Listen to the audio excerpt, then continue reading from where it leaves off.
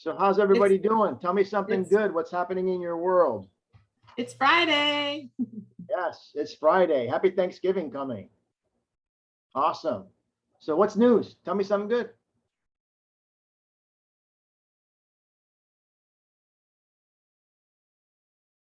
Well, Gary, I'll start. I got to spend the day in Bel Air yesterday. Yeah.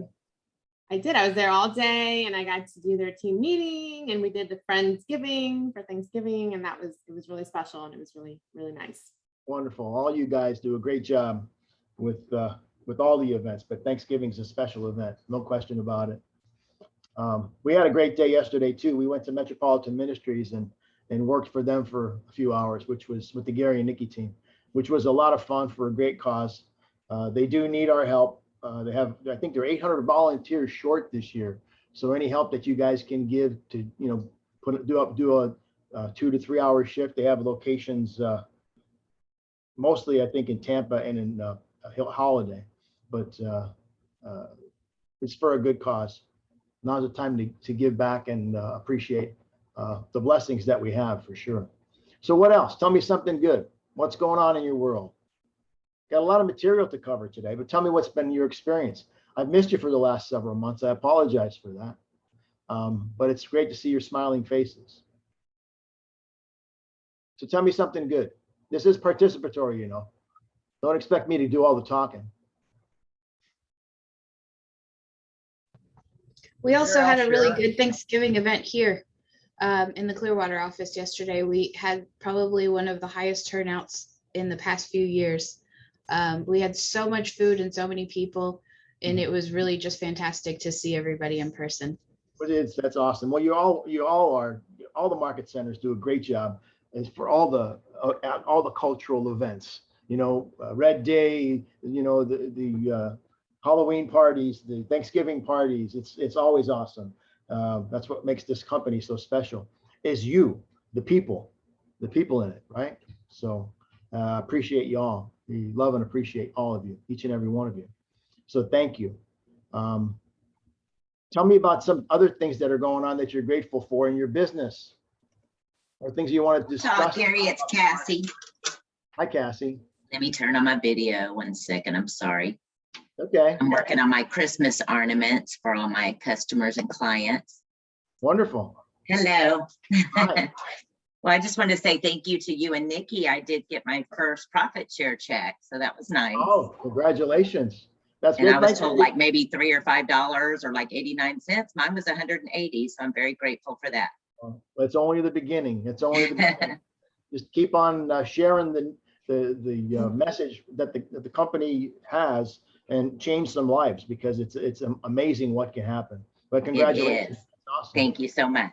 We also have a holiday party coming, right? December the 9th, right? Got to do some work in between, right? December the 8th. It's a Wednesday. Thank you. Yes, and we still have space, and we'd love to see as many of you there. Great. That'd be wonderful. You all could attend. All right, good. Who else? Tell me something good. Let's get some momentum happening. So Gary, I'll share. The rates have ticked up a little bit, but the pre-approvals are still coming in. So I think between Brian and I, and well, Michael's kind of on the sidelines right now, but pretty close to 22 for just this week. So not too shabby. So it hasn't sloughed off at all since the rates have snuck up a little bit, huh? No, it really haven't. Well, everything I'm reading. Quality too. Well, what's your experience with that when rates just creep up a little bit? Well, I think that gets people off the fence too. I think that maybe they're waiting to find out what the rates are going to do, and as soon as they start to tick up a little bit, maybe they're more apt to get in the market now. Yeah, I think so too. But even with the smaller inventory, even with interest rates climbing a little bit, there is abundant demand from everything that I'm reading. Everything that I'm seeing, there's a lot of demand, a lot of buyers out there. And we'll talk a little bit about that definitely as we move forward through the afternoon, because I have some materials on that. So, the crazy thing is that if you would have said a year and a half ago or 2 years, rates would be in the 3s. Right. And here we are talking about rates climbing to 3.5%. Right. Right, right, yeah. And well, where are they at right now? Are they that high? I thought they were lower than that. Are they still? They're around 3.375, 3.5, depending on the type of loan program. Okay, all right, that's interesting. Okay. Yeah, so again, we're going to talk about it a little bit later, but interest rates were spiked kind of in 2017, 2018, right? Not spiked, but they were up around the 5 mark, right? At the end. And it's kind of interesting how that at that time inventory was the highest level of inventory that we've had in the last 5 years. Was at the moment that the interest rates were the highest, because active inventory will increase as properties sit on the market. Buyers got to the point a few years back when the interest rates were just around 5 that they decided, I'm not paying that price with these terms. So that's why inventory accumulated. Then interest rates dropped, and all of a sudden our inventory continued to drop, right? But we'll look at that a little bit later. Good. What else? Anybody else? Thoughts? Okay, let's jump in, Tamara.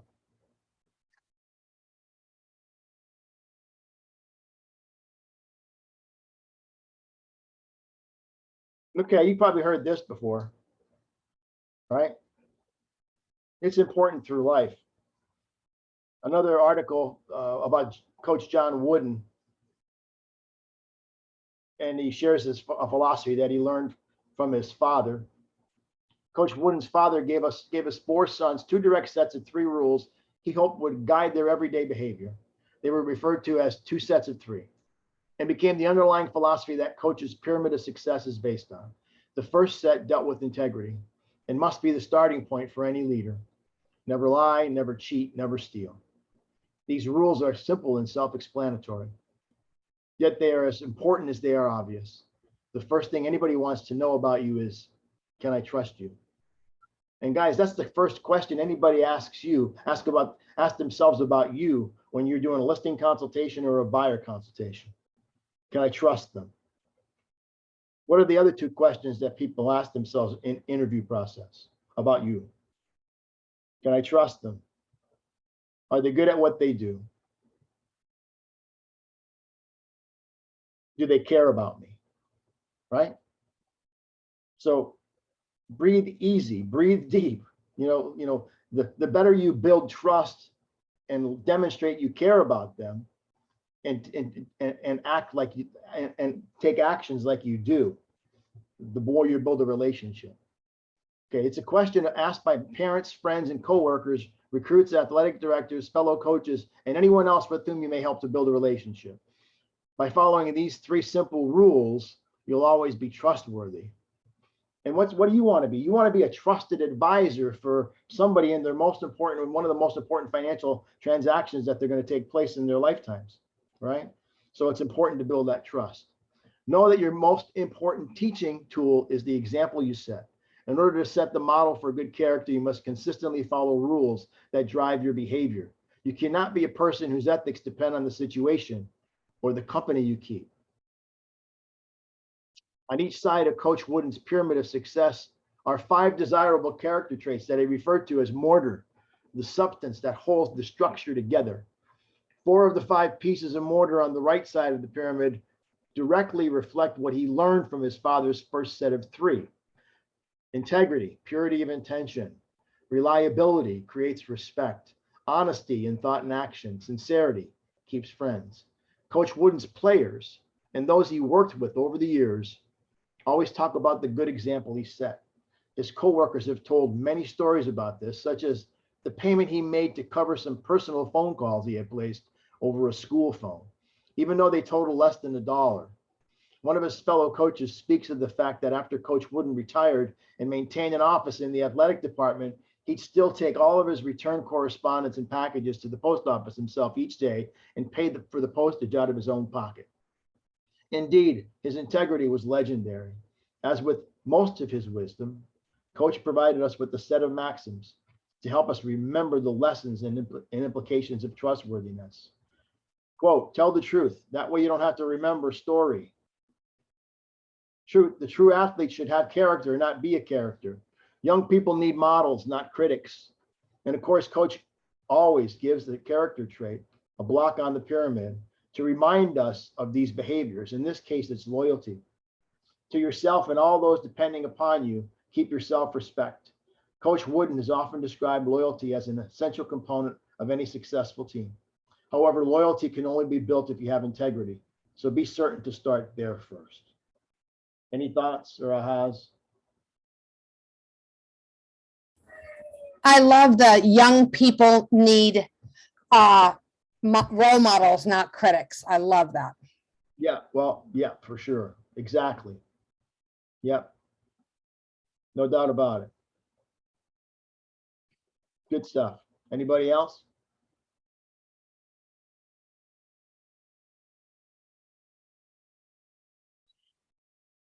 Okay, next. You guys interested in turning nothing into something? Absolutely. Okay. Thanks, Jenny. 3 ways. In order to turn nothing into something, you got to start with ideas and imagination. Okay, we kind of are at that point right now, right? It's business planning time, right? How many of you have been to business planning clinics? Great. I mean, we had a lot of them, right? We seem to have, I mean, I know that Gene Rivers did one. I think James Shaw did one. I think we had another FES instructor that did one. So it's basically anything that hasn't been created is an idea, an imagination, or a goal. Ideas that become so powerful in your mind and in your consciousness that they seem real to you, even before they become tangible. Imagination that's so strong you can actually see it. That's visualization. Seeing a dream at some time in the future, whether it's someday, 5 years, a year, and visualizing it as already having been achieved. It creates energy. When you have something that's a powerful, passionate goal or dream that you have, and you're moving in that direction, and you can see it as if it's already been accomplished. Make these ideas tangible with these 3 steps. Number 1, imagine all the possibilities. One of the reasons for seminars, sermons, lyrics from songs, and testimonials of others is to give us an idea of the possibilities, to help us imagine and see the potential.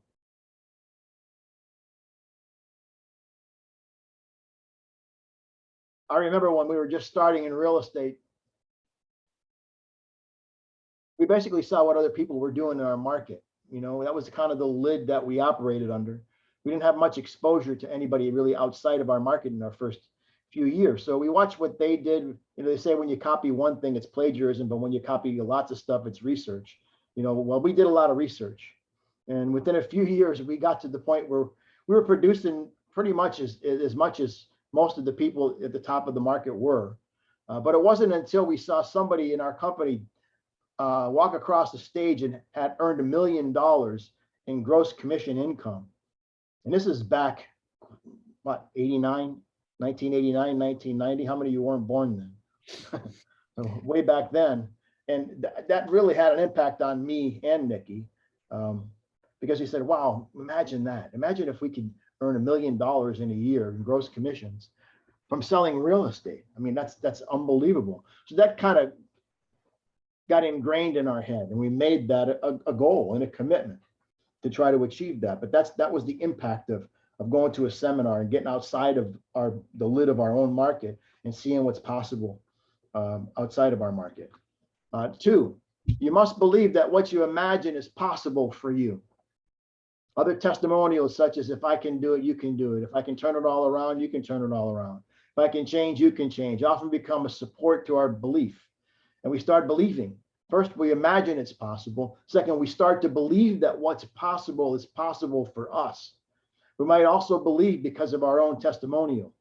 Your testimonial might be, I did it once. If I did it once, I can do it again. If it happened for me before, it could very well happen again. So those 2 things together are very powerful. Now, we don't have actual substance yet, but it's getting very close. And 3, go to work and make it real. You go to work to start a business. You go to work to make it an association. You go to work to make it a good marriage. You go to work to make it a movement. You make it tangible. You make it viable. You breathe life into it, and then you construct it. That's such a unique and powerful ability for all of us human beings. Put this to work and start the miracle process today. right? So first you imagine the possibilities. You believe what you imagine is possible for you, and you actually visualize it as already having been achieved. You even maybe create positive affirmations as if it's already been achieved. And you read those to yourself and you start believing them at a deeper level. And you go to work. You come up with a plan and you go to work and you implement things that move you in the direction of what those dreams are and what you want. Any thoughts on that? Any ahas that you've had or from this? What comes to mind as we go through these things? Anybody? You have to put the work in. I think that's a big one. You have to do it. Yes. Yeah. Nothing happens without action, right, Jenny? Mhm. You have to take the steps, and then you have to evaluate those steps, not from a point of self-criticism or judgment, but from a point of whether it's achievable or not. But from a point of what did I learn from that, and what can I add to what I'm already doing to help me get closer to my dream, based on what you've gotten from where you've gotten from what you've already done, right? That's the game. That's the journey. But sometimes we let things that happen to us not happen for us. You know what I mean by that? We look at things that happen to us and slow us down as stopping points. Or maybe it's not meant to be for me to achieve this. Okay. Instead of looking at it as happening for us. And what did I learn by not hitting by not being as far along as I want to be right now? What one thing can I add to what I'm already doing, such that by doing it will help me get closer to my goal? You can't let adversity or opportunities to learn be anything but that, opportunities to learn and grow. Your mission and your dream and your goal has got to be a commitment to the point that you're going to get up fast when you get knocked down, and nothing's going to keep you down. You're going to keep moving forward and keep learning and growing, and not self-judge not judge yourself so harshly to the point where you can't get back up, or you're afraid to get back up. Does that make sense? Who else? I sense other people want to say something. I think these three things are awesome, but I think above imagination, I think there's visualization. I think you have to visualize what you're imagining. And Oh, yeah. so if you visualize it, it can become very real. Yes, and yeah, I think that's what he means by see the potential. But you're right on the money. It's when you visualize what those goals and dreams are. And another big important part of it is also writing positive present tense affirmations, about as if the goal's already achieved. Whatever your goal is, if it's, in whatever area of your life, write it in a positive present tense affirmation as if it's already achieved. If it's to earn whatever you want to earn, in 2022. Well, I earned this amount of dollars by December 31st, 2022. And just, or whatever area of your life, I weigh this weight by whatever date at a certain, whatever it's a weight, whatever the weight is, whatever the life issue is, whatever the, exercise might be, and you used to affirm them until it becomes your reality. Gary, hey, I read these three, and the one thing I think about is kind of the fourth step, which is embracing the accountability that's needed to be able to hit the goal. Yeah. Now that you've imagined it, you believe it's possible for you, you go to make it happen, and now you got to embrace that accountability to be able to get you to the next level. Right, and that's why we have what? That's why we have MAPS coaching, for one. Right, that's why we have coaches. Yeah, to help you on your to stay on track, because you might be talking yourself out of things by just your language. Your discouragement slows down your movement toward your dream. That's why we can't allow ourselves to be discouraged. Our mindset's got to be so strong and powerful that we don't allow discouragement to take any energy away from us. It's so important that we move forward in a positive direction. And what coaching will do is keep you on a straighter line toward your goal. Whereas if you don't have anybody talking to you or helping you, you're going to veer off course and stay off course longer than you might have if you had somebody that you were reporting to or talking to, rather than going it alone. You don't have to go it alone. Anybody else? Yes, that's what I was going to say. It also depends on who you surround yourself with, who's in your circle. You don't want to be with negative Nellies and people That's right. that, don't push you forward. So get Exactly. away from them. Well, that's right. And be aware of what you're allowing in. Gary called it in Quantum Leap the 3-foot rule. Who are you allowing into your 3-foot rule? Who are you allowing into your headspace? Who's influencing you? What are you reading? What are you watching? All that has a play into how fast you recover. Because it's not about whether you're going to have adversity or not. It's not about whether you're going to get knocked down or not. It's not about whether you're ever going to be tested as far as how truly much you want to achieve something, because those tests will be there all along the way. It's going to be whether you stay down or how fast you recover. Any goal worth accomplishing brings adversity and challenges with it. And the people that get there are usually people that have found ways, have kept their mind strong, okay, and pursued the goal with a passion that overcame. Let's put it this way: the visualization of where they wanted to be was more clear than the crap they were going through at the moment, because it pulled them up and got them back into action again. Okay, and that's important. It's important. It's very real. Okay, but it's a miracle when you do something like that. It took Nikki and I, I think it was 4 to 5 years to get to the point where we were at $1 million in gross commissions, and we didn't have a lot of goal setting courses at that time, so I was disappointed for 4 years. But I didn't allow it to stop us from moving forward. In the 5th year we got there, and it was a pretty powerful feeling. It's pretty cool. And it's amazing, And then with KW, KW has been an amazing ride for sure. Accomplished so many dreams. It's amazing, but it's about creating those dreams to begin with, and then find out how much you really want them. And the most frustrating thing for me is people that we've worked with through the years that have the potential to accomplish anything that they want. We wanted them to achieve their goals because we were coaching them. It seemed a lot more than they wanted to achieve them at different times. It's kind of amazing. They lost their oomph, they lost their edge, they lost their commitment, they lost their vision. So what a good coach does is reinvigorates the picture in their mind of the vision of what they were trying to accomplish. Right? And don't we do that with expired listings? Not that there's many of them anymore right now.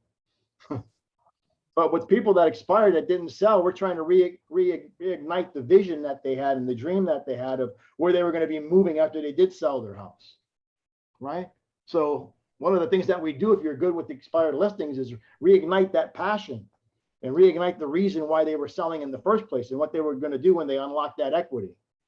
Does that make sense? Good. Anybody else? Next one, Tamara. Thank you.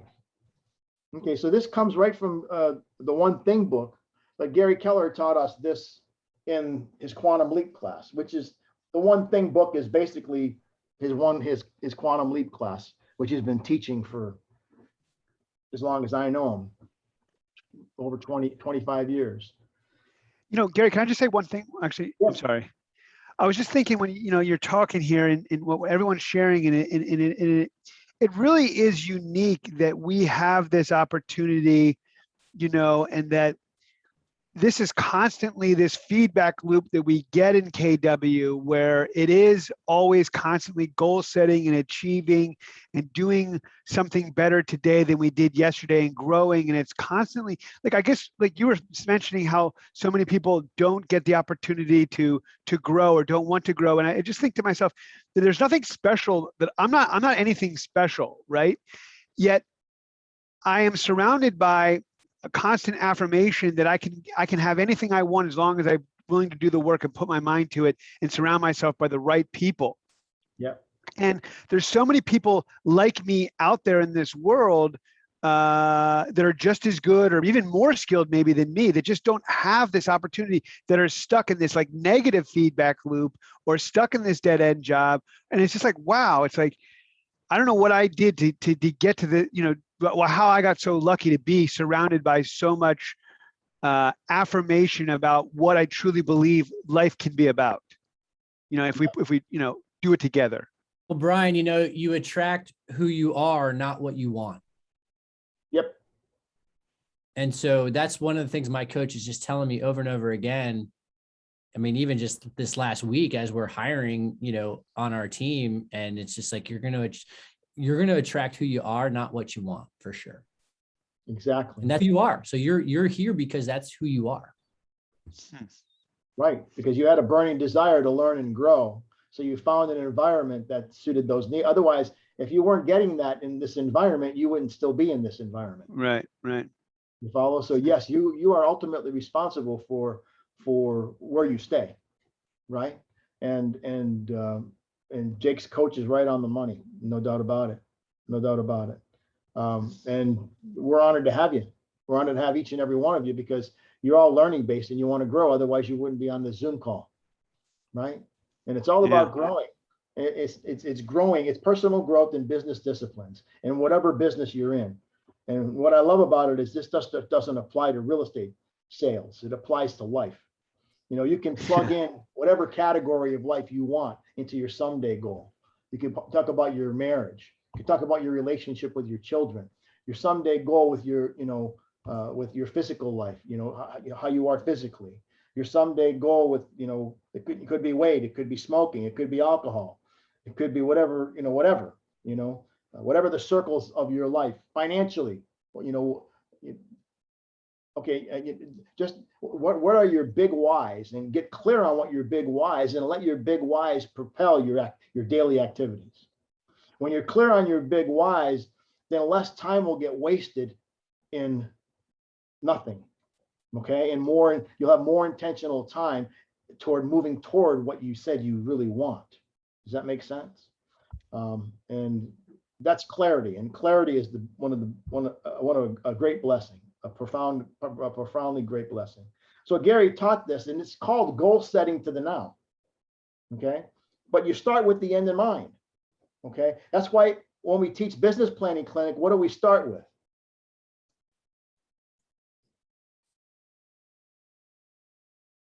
Future, what we want. You're talking about, what we want, future. Income. We start with net income, right? Okay, so you come up with a net goal, not a gross goal. Because when I grew up in real estate, they always talked about gross, because it's like the bigger the gross, the more inventory you have, the better you are, the more famous you are. Let's put it that way. Well, you can be famous and net less money than you earned.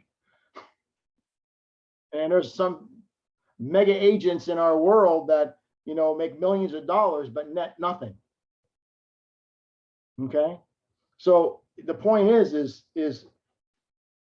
focus on, as far as real estate is concerned, begin with the end in mind. So the growth in the business planning clinic, it's the someday goal is your someday goal is your net. Okay. And in life, it's your someday goal is what's the one thing I want to do someday. And then if it's more than 5 years out that you can see, where would you need to be in 5 years? And what's the one thing you could do in the next 5 years to be on track to hit that someday goal? Then where do I need to be at the end of 1 year to be on track to hit my 5-year and someday goals? That 1 year goal moves over to the 411, right? And I'm sure you're all familiar with the 411. Based on what I want to be at the end of this year, next year, where do I have to be at the end of January, at the end of each month? And what's one thing I can do this month? Where do I need to be at the end of this week in order to be on track to hit my monthly goals and my annual goals, so I'm on track for my someday goal? What do I need to be doing today in order to be on track to hit my weekly and monthly and annual goals? And what's the one thing I can do today? And right now, based on my daily goal, what's the one thing I can do right now? So this is goal setting to the now. It's about being appropriate in the moment as much as you can. Okay? Does that make sense? Or am I talking gibberish? Makes perfect sense. Okay, great. Do you see how using a guideline like this, if you're truly using it, can limit the amount of downtime you have as far as not being on track, as far activity wise. You know, you can't always control results. The only thing you can control is activities. Does that make sense? You do your best to control results, but you know, some things are out of control as far as results oriented goals, but you can control activities. And you can, and then you evaluate those activities and you get better at those activities. Does that make sense? Anybody else? Any other thoughts on this or questions that come to mind on goal setting to the now?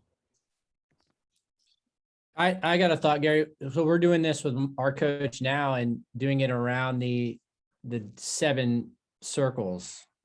Uh-huh. And so where we're looking at it from the perspective of, you know, the personal, the spiritual, the key relationships, business, job, financial, or six categories there. And that is, you know, we did it. It's interesting, and we're doing it. We do it every year, and it updates. And I have found that, you know, what I had on here for last year, what I wanted to do in 5 years or even 2 years from last year, we've already done. We did it in 1 year, and so we're constantly adjusting this.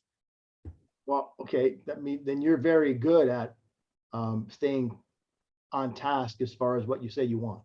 Well, maybe. I think if anything, one of the, you know, last year, I mean, we did this in December of 2020. We still had very much a COVID mindset of, you know, where we were. Like we were still just kind of like peeking our head up of what's possible. And when I go back and I look at what I wrote down, you know, I was not in a stretch mindset thinking last year. And I think, I mean, 2020, I mean, it was a lot of people weren't. And so I thought it was powerful to go back and revisit it and then say, okay, let's look at this again now. And, you know, it's almost like we've been set free a little bit from the mindset piece constraints of, you know, what we were thinking with COVID. And it's just been interesting to think about. Well, it makes sense, right? It makes sense when that having gone through what we've gone through, you might have, you know, limited the growth that you were searching for because we couldn't predict what was going to necessarily happen, right? Yeah, you couldn't see the forest through the trees. Yeah, that's understandable, no question about it. So based on what you know now, what are you going to do for next year? Are you going to think bigger for next year? Yeah, well, I mean, now, you know, it's interesting because my wife Annie and I, we run the team together and we kind of do this separately, and we rank and rate them. So the big part of it is, okay, where do you see yourself? Rank it out, or give it a rating and then give it a ranking. Like, how important is it? And what do we want to focus on for this coming year? So that's been a big piece of it, is to say, okay, we're going to, and the idea is to rate to your 5-year goal is going to be they're going to be like 9s and 10s. Right. You know, if I'm at a 7 or a 6 in a personal life item or a key relationship, like what's it going to take to make it a 9 or a 10? And that's what we're focusing on. Right. Well, the thing is that you get clear on 9 or 10s, you won't spend as much time on 5 and 6s. Right. It makes your decision process a little easier. You follow? You know, so clarity is a gift. There's no doubt about it. So yes, that's a great process. And I'm glad you're doing it in all the circles, because, you know, a lot of times when you're business and entrepreneurial, you only focus on that part of your life and you let the other circles kind of move off to the side. Yeah. I mean, those are the glass ones, right? The glass balls that they'll shatter when they fall. And that's, it's good to go back and revisit those, because that's really what we need to focus on is our personal, you know, the spiritual, personal key relationships. Yeah. That's it. And real estate's the tool on how you're going to fund a magnificent life, right? That's what the idea is. Use real estate to fund a magnificent life. Anybody else? Any other thoughts? Okay, you ready for some good news? All right, so we're coming into holiday time. How many of you heard the holiday objections? I am just going to wait till after the first of the year to put my house on the market, right? Well, this is interesting information. You know, And I know we all know this because you're living it, right? But right now, he who controls the inventory controls the market. So what if we all went out and took a bunch of listings between now and the end of the year and still had a great holiday season at the same time? Would our life be a little different come the beginning of the year? Okay. So this was a great article I found. You know, basically, there are plenty of buyers that are out there and they really want your house. That's a pretty interesting statement. And here's why selling this winter is a win for you. Today's buyers are still dealing with a limited number of homes for sale, very limited. Thanks to continued low inventory, those buyers are competing with one another for their dream home. Okay. And the other thing is there's right now, an average seller receives 3.7 offers on their house. This was in September. And they have a list here state by state of what states are getting what number of offers. In Florida, it seems like the average is around 4. Like if I have my colors correct, but Nikki says I'm colorblind anyway, so correct me if I'm wrong. It looks like Georgia and Texas and Tennessee and Nevada are 5 or more offers on sold homes. So the average seller is getting about 4 offers. So, and you only need 1 to get your house closed, right? And that's what the benefit is of being in the low inventory competition market, right? And that's basically the point, okay? Also, in the next page, we see that the benefit of putting your house on the market now during the holidays is to not have to compete with all the sellers that are going to put their house on the market after the holidays, you know? So that means right now your house is going to be the center of attention and likely to get a bidding war also. So is anybody using anything different than that to try to convince sellers to get their house on the market now rather than waiting until after the end of the year? I know you got to be running into it. I usually just say, I talk about the interest rates, how as opposed when they're concerned about prices, I say, you know, when the interest rates go up, you're going to lose a lot more money as opposed to, you know, a $10,000 price increase or decrease. Exactly. I mean, that's the big risk of waiting. The big risk of waiting is another increase in, you know, we can talk about it already because they're already up to 3.3, 3.4, according to Kurt, right? So, but yeah, I mean, a seller waiting to put their house on the market might not understand that if there's an increase in interest rates, their pool of buyers drops down. Okay. Besides the fact that they're going to have more competition after the first of the year when more houses come on the market like they usually do. Exactly. Any other thing that you mentioned to help sellers understand the benefits of listing now rather than waiting till January? Gary, can I add to what you just said? Yes, sir. You know, if the rates go up by 1%, so let's say they go from 3.5% to 4.5%, your buying power is decreased by 10%. Yep. For every 1% that they go up. So you just may want to mention that to some of those buyers and sellers that are out there, that if they wait to put their house on the market, then all of a sudden that pool of buyers may be gone. Yep. Yeah, that buyer that could afford a $400,000 mortgage now can only afford a $360,000, right?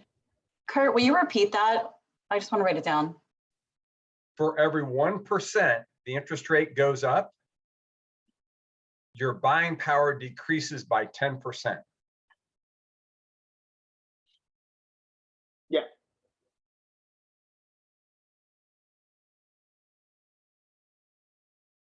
And our market's been driven by low interest rates. No doubt about it. No doubt about it. So yes, another thing you can talk about is, when does a house show the best? When it's decorated for the holidays or when it's all torn apart? Not that that matters anymore. I mean, with such a limited, diminished supply, condition kind of really, you know, you can get past it a lot easier, even bad location. But it doesn't hurt mentioning the benefits, right, of acting now. Would it be a benefit to have your house under contract or already closed, you know, by the end of the year, rather than wondering and waiting for your house to get an offer on it after, in January. It depends on what their needs are as a family, And if they're worried about moving before the end of the year, you can control that. Right? I'm sure the way the market is, sellers get to control most of the terms these days, so they can kind of dictate when they want to give occupancy. So yes, don't forget those opportunities. Be respectful, but mention them as possibilities, because there's a significant advantage now, because we don't know what's going to happen. You truly don't know what's going to happen. I remember when the market tanked back in 2007, we went from a 2.5 month supply of inventory. Wait a second. I think the absorption rate was 59%. And in May of that year, and within 6 months, in January the following year, the absorption rate went down to 2.9%, 3%. So from 60% down to 3%. Went from less than a 1 month supply to over a 30-month supply of inventory. And values dropped significantly. Now, we're not entering into that, or need to be worried about that unless something really stupid happens. But the point is you can't predict what the market's going to be January, February, March next year. You let the experts predict it, okay? But we know what the market is right now. And that's what I always used to say when a seller would say, what do you think it's going to do next year? I let them know what the experts are saying, but all I know is what's going to happen right now. And here's what you can get. This is the equity you can have unlocked. Is it a benefit for you to have this money in your pocket right now or still in this house? Is what you're going to do with the equity from this house going to generate more opportunity for you than having it in this house? If it's a financial decision. So that's kind of the way, you might want to approach different things at different times, depending on what moves them and what motivates them. Okay. All right. Anybody else? Good stuff. Gary, Andrea asked a question in the chat. And how would you respond when a seller doesn't want the hassle of packing while dealing with Christmas decorations, etc.? They don't want to what? I'm sorry. They don't want to deal with packing during the holidays, basically. Okay, I understand that. Again, we can control the closing date right now. You might be able to not start packing until after the holidays, or whenever you dictate the closing date that you want is, and whatever you can negotiate with the buyer.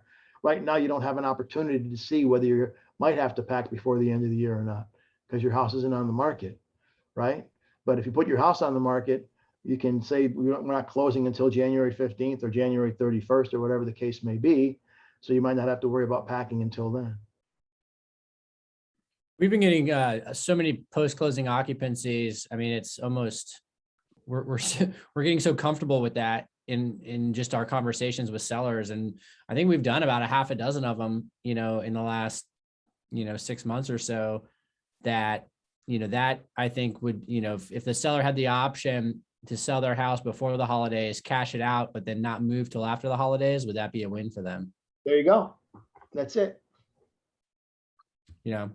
Cash it out now, take advantage of the tax benefits of selling it this year versus rolling it through another year. Right. And whatever their issue is, well, what if we could overcome that problem? What if we could solve that problem? All right, is it worthwhile talking about selling your house? If we can help you achieve that goal, is it worth 30 minutes of your time to explore those possibilities? So whatever their issue is, whatever their challenge is, whatever their objection is, our job is to help them solve it. And even put them in a hypothetical situation. If we could solve this problem, how would you rate yourself as a buyer on a scale from 1 to 10? With 1 being I'm not ready to buy now, and 10 being I want to buy yesterday. Same thing with the seller side. If we could solve this issue of having to pack, or we can solve this issue of whatever the objection is, how would you rate yourself as a seller on a scale from 1 to 10? 1 being you don't want to sell at all, and 10 being you want to sell yesterday. And then if they say whatever the number is, well, what would it take to get you to a 10? And find out what the main issues of their motivations are and what their concerns are. Because we're problem solvers, and our job is to help them solve the problems that they've turned a drunk monkey into a drunk gorilla, right? Because sometimes they've made problems bigger than they really are because they can't come up with a solution. Our job is to help them come up with a possible solution and then execute, right? People will do business with you when you can help them,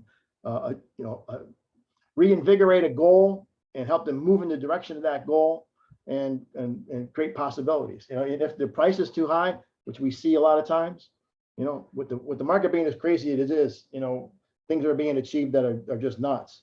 So I wouldn't be walking away from too many listings that are because of price. Let's put it that way, unless they're being really ridiculous. You want to be within the market. There's no doubt about it. But, you know, sometimes depending on the motivation of the seller, you know, you can have some flexibility there, especially in today's market, because you don't want to be right on price and have someone else be the hero and get paid. Now we have a new construction that we closed in January. Their certificate of occupancy was January, and we're on the market right now. They bought for 260. We got multiple offers up to 375 right now. Wow. Yeah. They've owned it less than 1 year. Amazing. It's truly, truly amazing. And we were like, well, should we list it for 350? And they're like, well, what else? And we looked at the supply and demand analysis because comps didn't really, you know, the comps weren't even there. They're not there. And yet we're like, there's nothing for sale. So let's shoot for 375. And we've got multiple offers in at 375. Yeah. In a market where sellers have control like they do, you know, the sky is the limit, you know. Are we having any appraisal problems? Or Yeah. more people paying cash? No, we're having appraisal challenges for sure. Yeah. I really like that the class we had where the appraiser came in. I think it's so beneficial. It was so nice to be able to speak directly to an appraiser and have the questions and just see it from their perspective during this market, you know? I agree, Kristen. It's always great to hear their point of view and things that they're looking for. Any insight like that can be very helpful. And sharing that with your clients too, you know. We don't want our job is to help justify the highest price possible. So understanding how an appraiser thinks is important, you know, and articulating that to a seller, because we want to prepare them for as much as we can as far as what's to come, so that they can make great decisions when they have opportunities. And the way the market is right now, they'll have opportunities pretty quickly. So they need to be prepared and coached on how to think early rather than later, because they might miss opportunities that they could have had, you know. Good stuff. Anybody else? Okay, next. So I loaded this with a bunch of KCM seller information, benefits to the seller to act now, right? Because I think it's important that we keep working.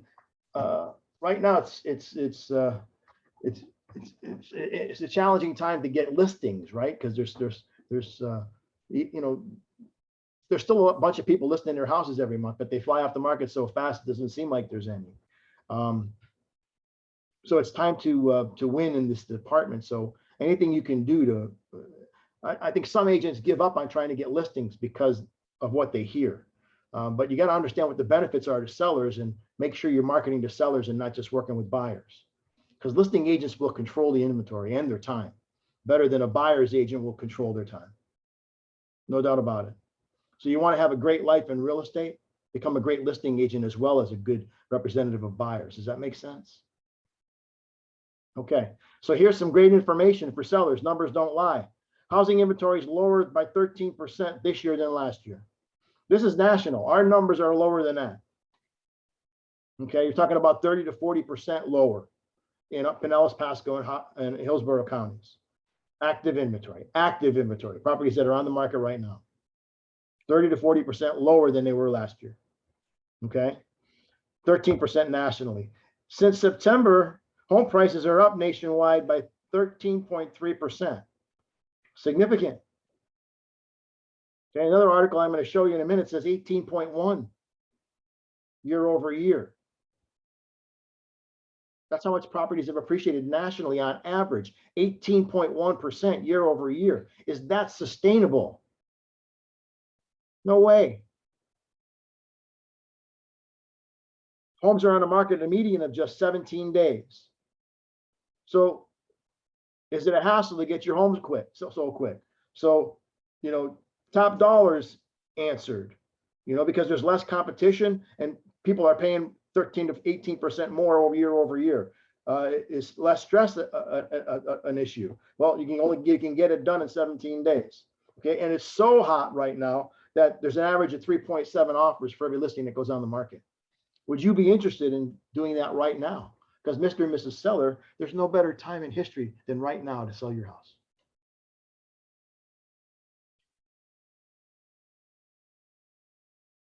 And this is how this data, you can use it to help you. Even though they're not local numbers, they're national numbers, you know, but the numbers that we have that you can add to it are powerful.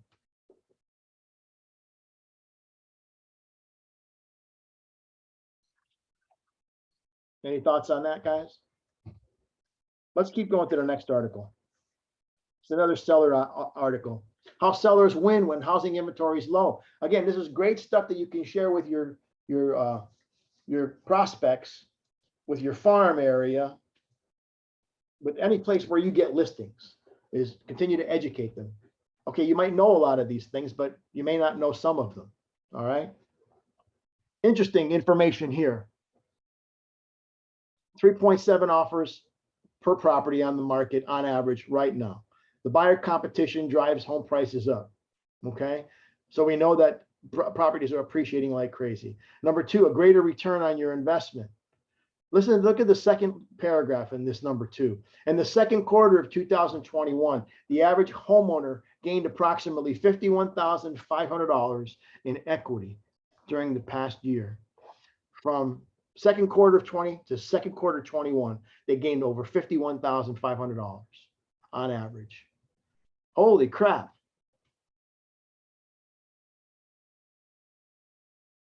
So that person that's been waiting to buy for whatever reason, how much opportunity have they lost?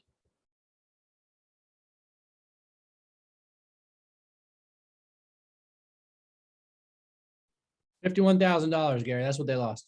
Yes, that's it.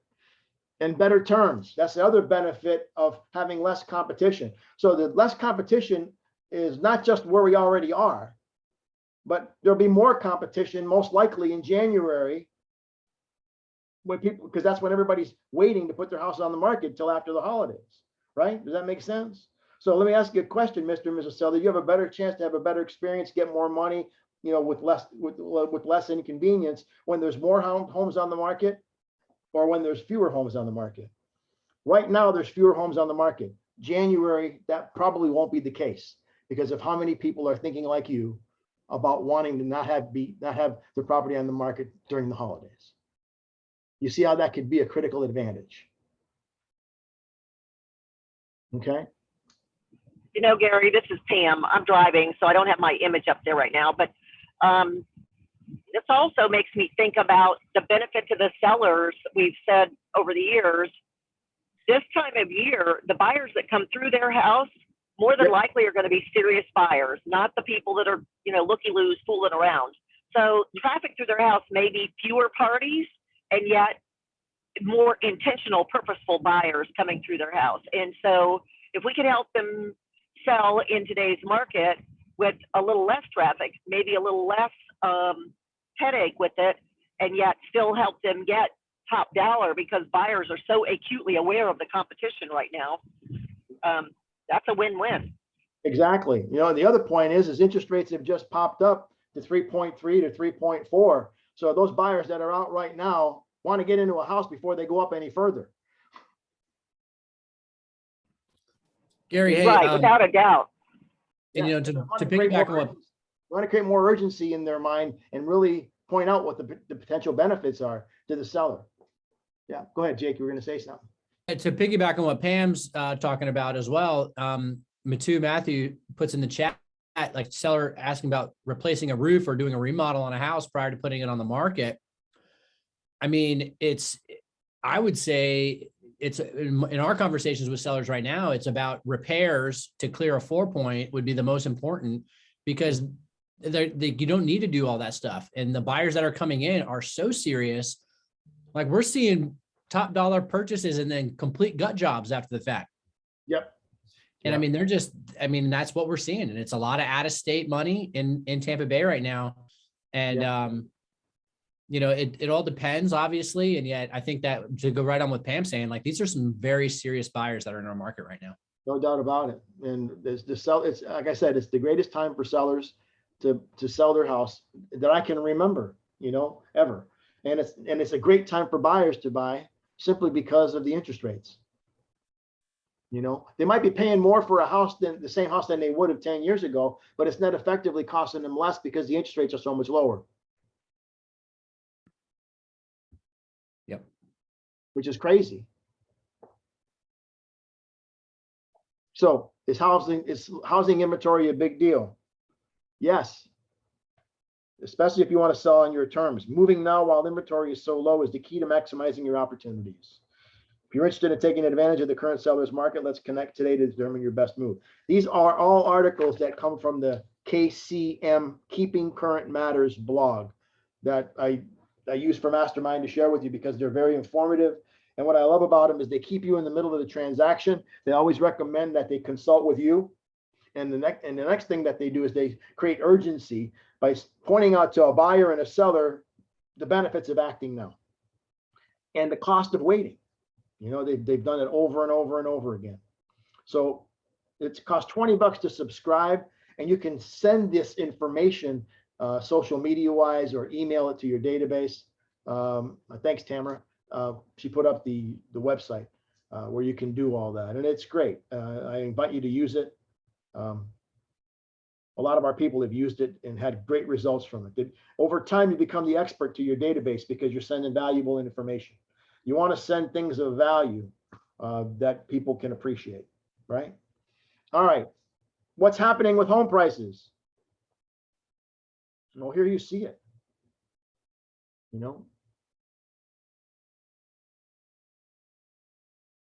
How much of home values appreciated over the last 12 months? According to the latest home price index from CoreLogic, home values have increased by 18.1% compared to this time last year. Wow. Additionally, prices have gone up at an accelerated pace for each of the last 8 months. And there you go, month by month. The increase in the rate of appreciation shown by CoreLogic coincides with the data from the other two main home price indices, the FHFA home price index and the S&P Case-Shiller index. The last year has shown tremendous home price appreciation, which is resulting in a major gain in wealth for homeowners through rising equity. And we see, so what's happening to home prices right now? Okay. Those three indices seem to indicate, what they're indicating is home price acceleration appears to have peaked. Okay. It stayed flat. Year over year appreciation is still close to 20%, but it's clearly plateauing at that rate. Many experts believe it will drop below 15% by the end of the year. Wow. Still pretty significant. Keep in mind, that doesn't mean home values will depreciate. It means the rate of appreciation will slow, yet stay well above the 25-year average of 5.1%. That's something, did you know that? I didn't know that the 25-year average of appreciation is 5.1%. Okay. But we've been overachieving that for the last 5-6 years. But 18, Gary, excuse me, this is Pam again. I just want to thank you for pointing that out because we're going to need to be prepared to explain the shift in appreciation and yet the value in the fact that sellers are still going to be potentially getting more for their property than they would have a month ago or the month before that. Primarily because the Financial News Network, when they report that property appreciation is dropping, the public that doesn't necessarily understand this, it will interpret that the market is dropping. And that's really not the message here. Exactly. Good. You got it right on the money. And we do have to educate them and make sure that because sometimes they confuse that, right? And it's good that they explain that and you got that too, right on the money. Okay. So the next question is, what about next year? Okay. And here's what these 6 experts are saying as far as home price appreciation for next year. They believe more housing inventory is coming to the market, both new construction and existing homes. They believe the supply and demand of housing will come more into balance, and that balance will bring a lower rate of appreciation for 2022. And there where they go, each one of them. Those are the rates of appreciation. It's interesting that NAR has the lowest amount of appreciation out of all the groups.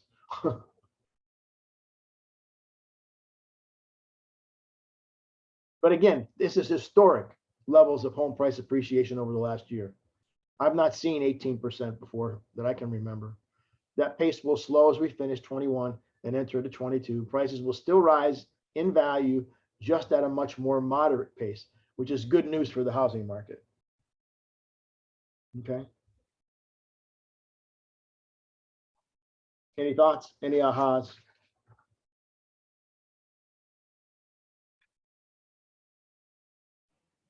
My only concern with all this, Gary, is sometimes I feel badly for, or sad, however you want to phrase it, for the first-time home buyers, people that are trying to get into the home ownership world, because I feel like prices are moving up certainly faster than income.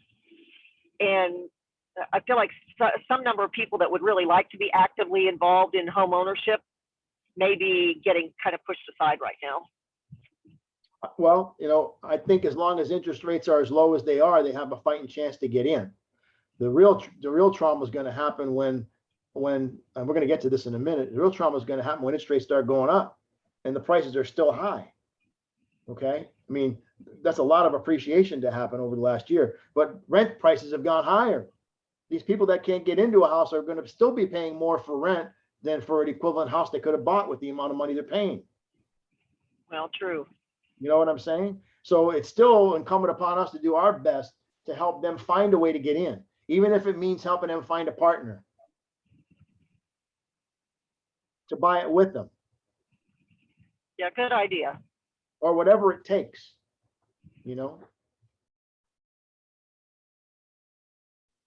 So That's a good idea. So the experts are saying prices aren't going to, I mean, that's a pretty safe prediction. It's pretty safe to predict that property values won't go up by 18% again next year. I mean, that you probably have a real good chance of being right on that one. It's like, the weatherman when it's raining saying chance of showers. Okay, next. And here we go.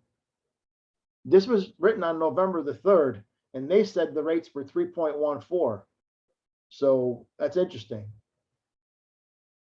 Based on what you said, Kurt, that's why I find it interesting.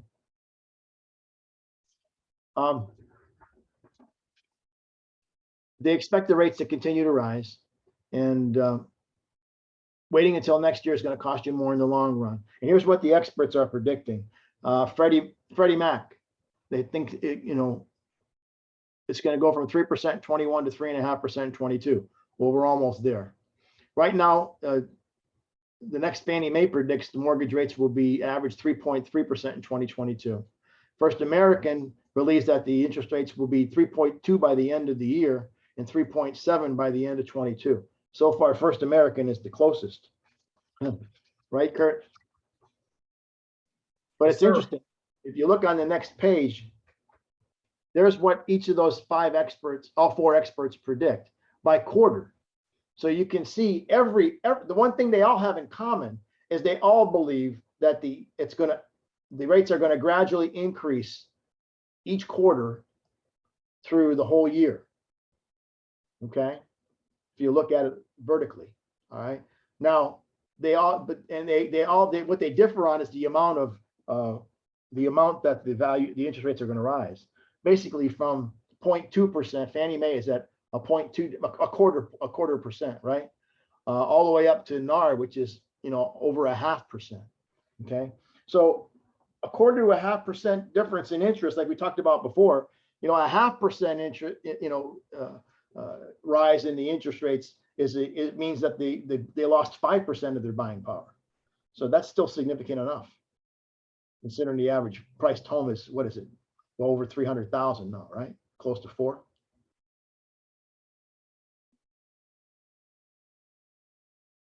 And again, whether you're thinking about buying your first home or moving up to your dream home or downsizing because your needs have changed, purchasing before mortgage rates rise even higher will help you take advantage of today's home buying affordability. And then it talks about talking to you to make better decisions, which is great. Okay. You know, the other thing is buyers on the fence. When do you want to get in? Here's what they're predicting as far as interest rates rising. And by not buying this year, you lost an 18.1% opportunity for growth. So you're ready to make a decision now to move forward while interest rates are where they're at. Any thoughts, ahas? Anybody have anything to share or add? I guess I'm just kind of thinking from my own perspective of, purchasing investment properties of, obviously we're not timing the market. We know appreciation levels are going to continue and interest rates are going to continue to go up. But I think we were just quoted about 4.5 for buying a duplex or somewhere in the 4s for, the commercial purchase. And it's just interesting to look at as I'm thinking through my own, trajectory of purchases of what that could look like. And it's just going to keep going up. Yeah, and now is the time to be, again, it's a great time to accumulate investment real estate because rents are rising like crazy. Yeah. Interest rates are still very low, and every property that you buy is going to cash flow, unless it's got so much work that it's not, but the point is, you really, it's a wonderful time. And that's why there's so many people, and so many groups buying real estate because it's just an unbelievable time to do that. I just jumped on FAR's website. They said in May, it was 24% year-over-year appreciation. Was in May. In Florida. Florida. That's in Florida. Yeah. That's a great number to share. 24% in Florida. So it was 18 nationwide, but Florida's kicking their butt. 24%. So you lost even more money than they lost across the country. Next article. 2 graphs that show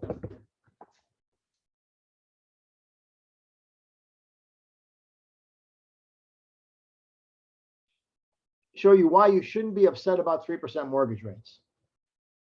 Okay, then they show you, or 3.3, whatever the number is, right? Today's mortgage rate's still lower than the last 5 years. And my aha when I'm looking at this is it was 2018 that we had the highest levels of active inventory. So depending on how far these interest rates go up, if they get up to 4.54, you'll see a supply and demand change of some kind. It'll go from a 1-month supply up to a 3 or a 4 or a 5. Okay. And that might be what's needed for it to become a balanced market. But then how you consult sellers will have to change. And the transition is never easy because they're still lagging in the back market where they had control over everything. When it moves more toward a buyer's market, they're going to have more competition. They're going to be sitting on the market longer, and you're going to have to get real good at seller empathy and explaining why it's not happening as fast as their neighbors down the street. Does that make sense? And eventually it's going to happen because everything is cyclical. Okay. But we'll watch and we'll let you know, and we'll do the best we can to prepare you for what's to come. But yeah, the highest amount of inventory that we've had in the last 5 years. Now, granted, it's still the lowest amount we've had in the last 30, the last 5 years. I mean, I've looked at reports that we've seen of active inventory. We've had as much as 18,000 properties on the market in Pinellas County. Now, what do we have? 2? That's a big difference. Okay. So those are the mortgage rates over the last 5 years. And you really want to get them to feel bad about complaining about 3% mortgage rates. Show them the next graph. Compared to the last 5 decades, today's rate's much lower. Can you imagine that? 1980s, 12.7%. Even in the 1990s, even in the 2000s. What if our interest rates went up to 6.6%? like they were in the 2000, the first decade, the 2010.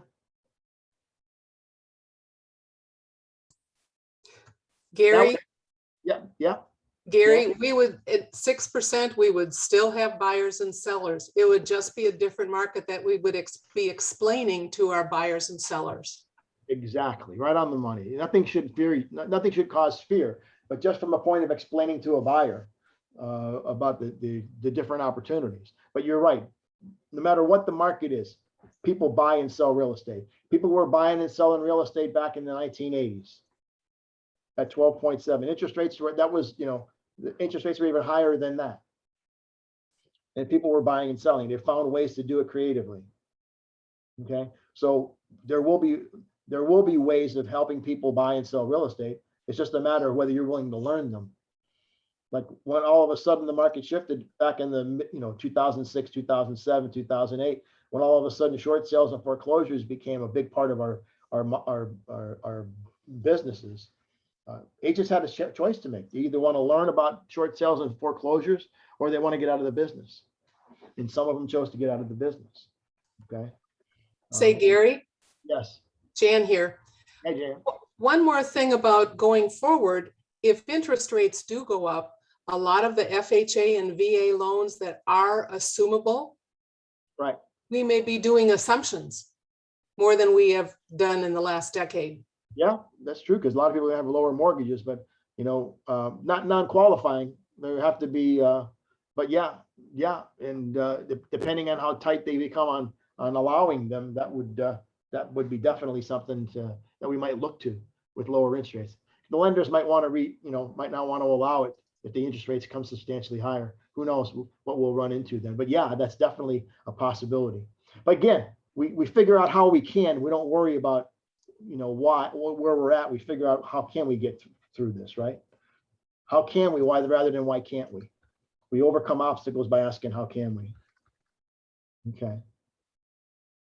So again, basically, don't cry about mortgages at 3%, so buyers. Okay. And the next page is about updating your house, whether before you sell it or not. And they want these people to consult with you to help them. Okay. Should I update my house before I sell it? Well, ask your agent. I think that's a great answer. Okay. And there's information that you might be able to use. The percentage that you get back that you recoup if you do these things. A major kitchen remodel is 54.7%. That's interesting. Okay. As you have more competition, there's more pressure to do things like this. With less, it's all supply and demand related. Okay. And right now we've had the lowest supply that we have in history, pretty much in every price range. So I mean, the strongest buyers markets are in the higher price points, right? The higher price ranges. But even those prices above $1 million, the month supply is still, a strong seller's market. Okay. So the need to do this is alleviated a lot of times by the lack of competition. All right. But if there is a lot of competition, then it's a requirement that they do those things that need to be done cosmetically, because they're competing in how they show. And they're competing, when buyers see something, when they look through a property, they see something that doesn't seem like it wasn't maintained, they horribilize it, and they look at the rest of the house through a magnifying glass. They're more concerned. But if it's pristine, they're going to look at it with more peace of mind. Okay. And again, it makes the point about 3.7 offers. And interesting, 86% of homes on the market are on the market for less than a month. 86% of homes that are on the market for less than a month. If any of you have listings that are on the market for more than a month, that might be something you want to show your seller. They're not part of the 86%. So what's it going to take to be part of the 86% that are going to sell this month? What do you think we need to do, Mr. and Mrs. Seller? Anything that's lasting longer than 30 days probably needs a price adjustment. Would you agree? Yeah. All right, here we go. Any of you have any renters that you're working with that are waiting? Gary? Yeah. Gary, would you say that at every price point? that if it's, if it's a luxury price point, you think that for sure after 30 days, it should also be, sold by that time?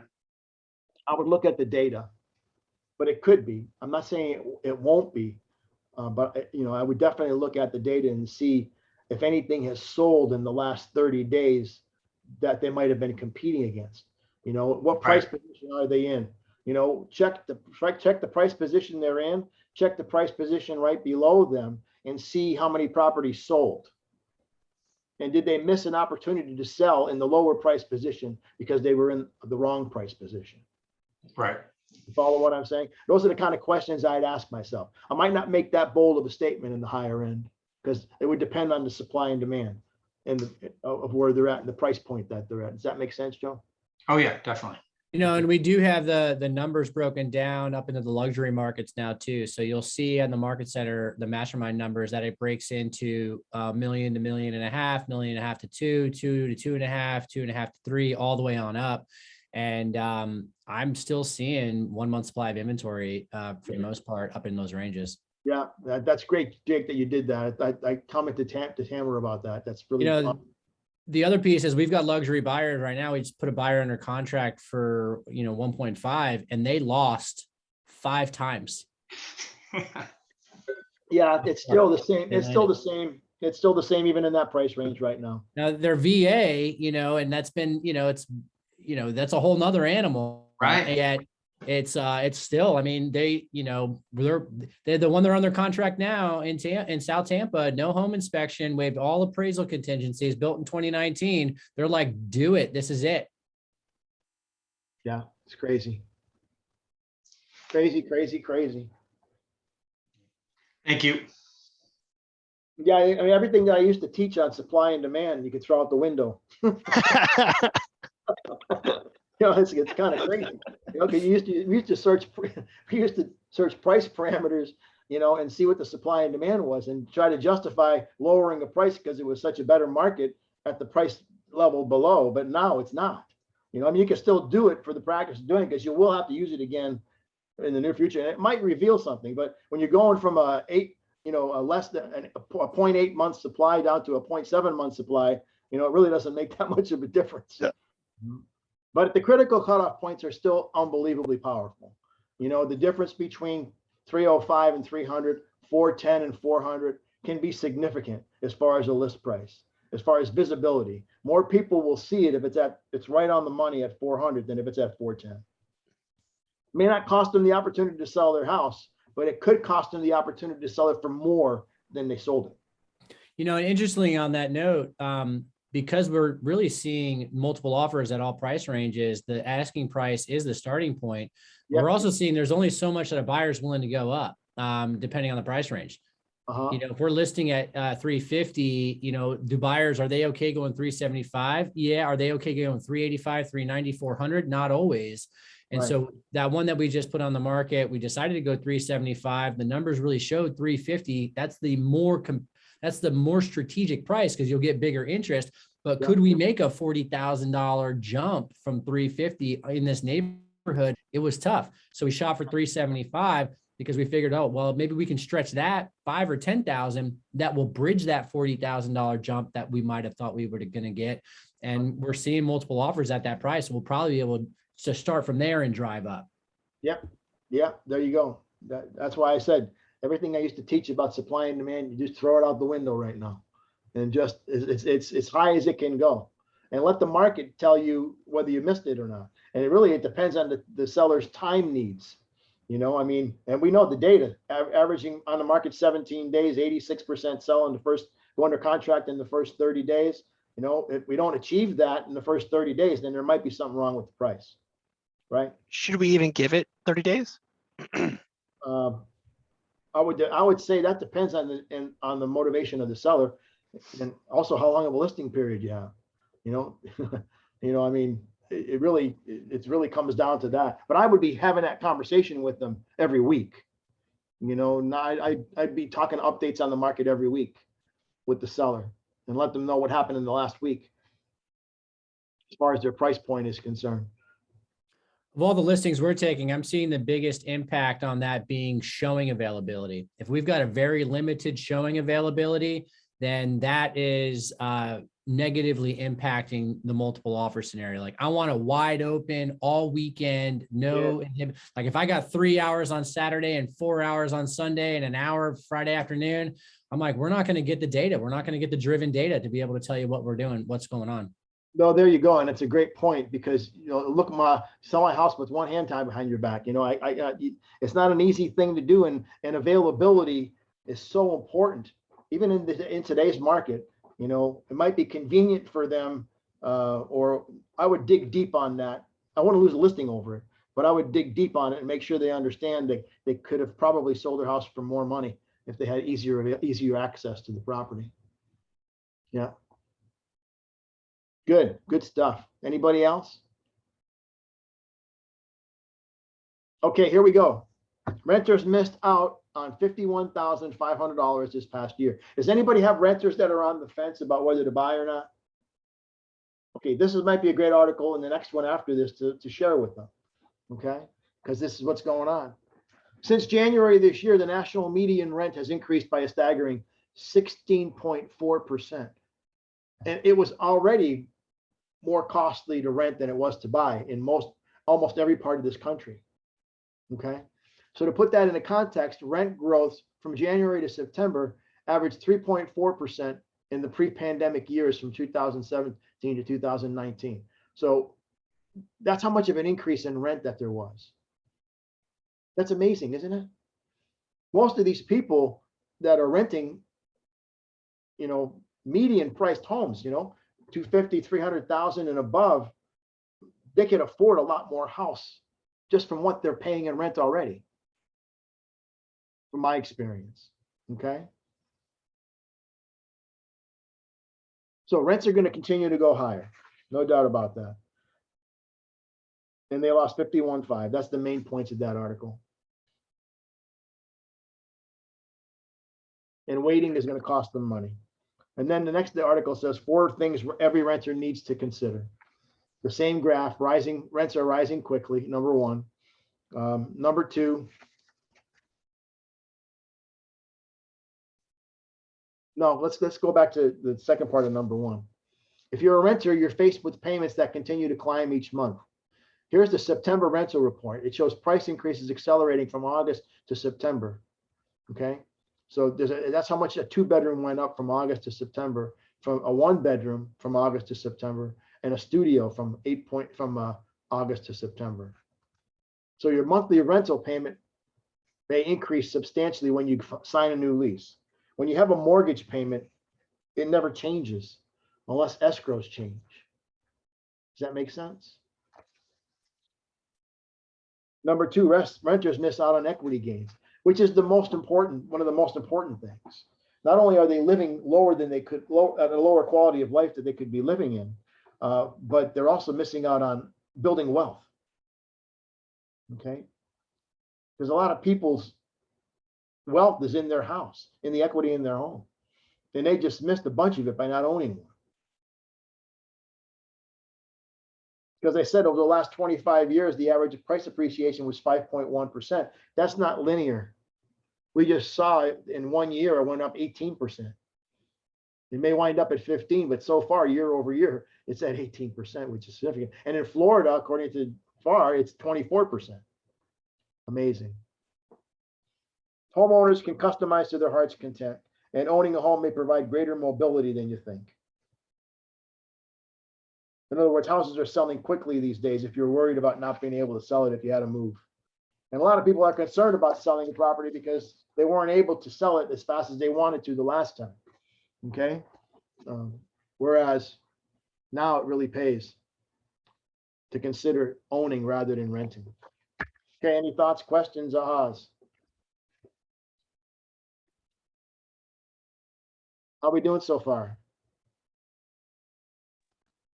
Yeah, I have a aha there, and something I've heard from a lot of renters is that hey, I can move in and out, I can get here and there, I'm very mobile, but the fact that you can sell your property pretty much, very quickly in this market certainly provides that ability to move places.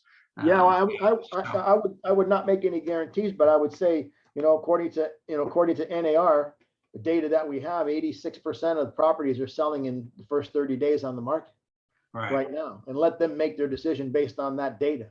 Let the data be your guide. The best way to overcome emotion is with fact, data, and logic. It might be emotional for somebody that lost money or lived with the inconvenience of having two homes because they couldn't get one sold. So they may never want to take that chance again.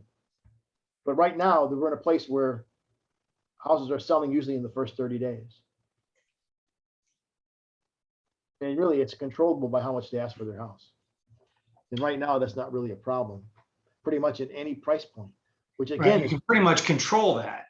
Yeah, right. I mean, that's really a controllable thing if you are, if you don't have the emotion behind how much you need for it, right? So if you want to move and you need to move, that number of 83% could probably be much higher. Yeah.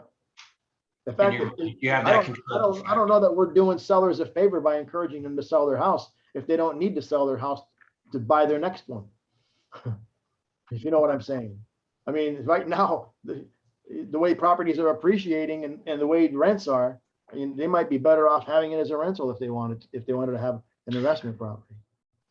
Well, you really blow their mind if you had that conversation with them.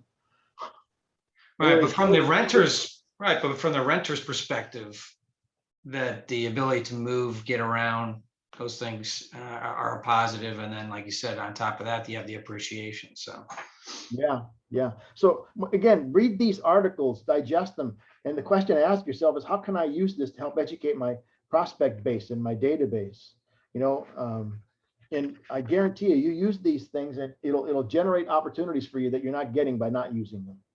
Same way with the data that Jake's put together, and Tamara and me. Okay. So let's go to the data. I'm just going to go quickly, Jake, through my stuff, and then I'll let you take it from there. Okay. REOs. Again, basically nothing happening. Right now, there's 5 active listings. Last October, there were 16. 8 REOs sold in Pinellas County, foreclosures, in October, and they sold at an average of 102% of list price. There were 19 that sold last October. So the absorption rate got higher, which means it got to be a stronger seller's market from a 0.8 month supply down to a 0.6 month supply. Just a little bit more than a half a month supply of active inventory right now for REO properties. Short sales in Pinellas. Only 4 active, only 2 sold. A 2-month supply of inventory. Again, that's virtually not even worth tracking anymore. Now, right now, as far as active listings in non-distressed arena, right now, if you did a search in the MLS for how many properties are still active right now, this is not how many properties became active or were listed in the month of October. This is how many properties are active currently right now. 1,738. Last October, I did the search the same way last year. There were 3,118. So year over year, as far as active inventory, there's a drop off of almost 1,400 listings, a 44.3% drop in active inventory right now in Pinellas County. At the same time, the sales in Pinellas County dropped by 162. So while there was a 44.3% drop in active inventory, there was only a 7.6% decline, which means the seller's market got stronger than last year. It went from a 68.7% absorption rate all the way up to 113.9% absorption rate, which brought the month supply down from a 1.5 month supply all the way down to a 0.9 month supply, which is amazing. This is a very intensely strong seller's market where sellers have control of this market. That's why you guys are going through hoops with your buyers. That's why you're facing so many times of writing offers and losing.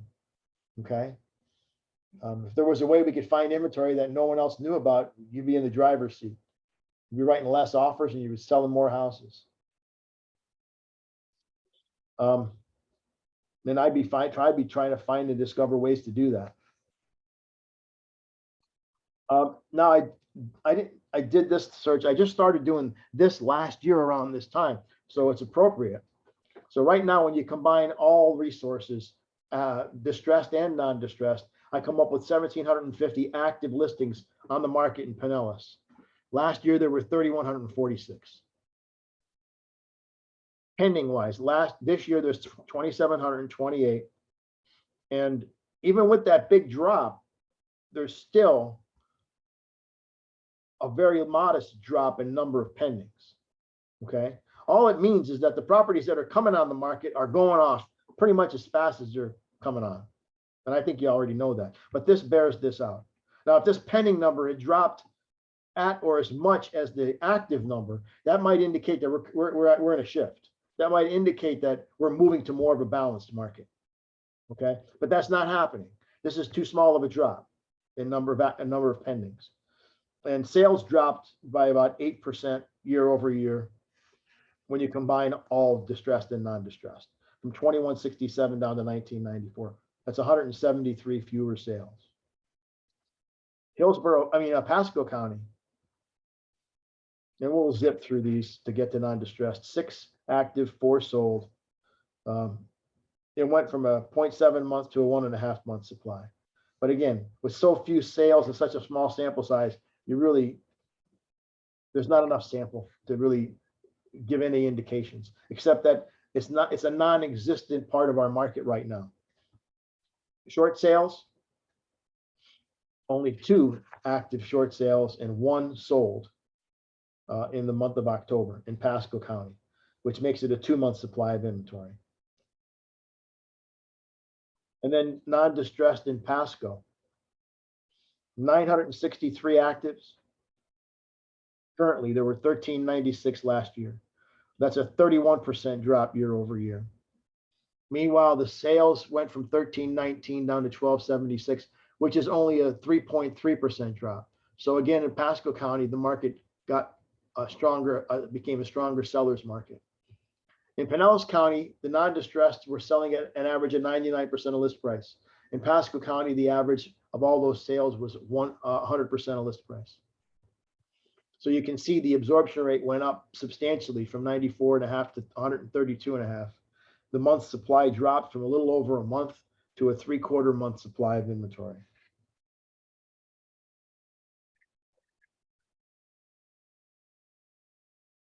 As far as combined data,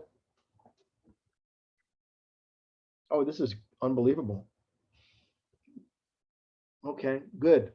In Pasco, we saw about the diminished inventory by 31%, but look at how many more pendings there are this year in Pasco than there were last year, up by 240.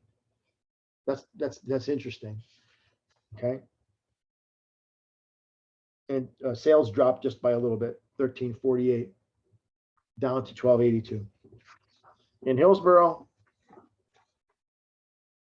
again, only 7 active REOs. Back in the height of the distressed market syndrome, back in the 2009, 2008, 2010 area, the highest numbers I've seen in active inventory.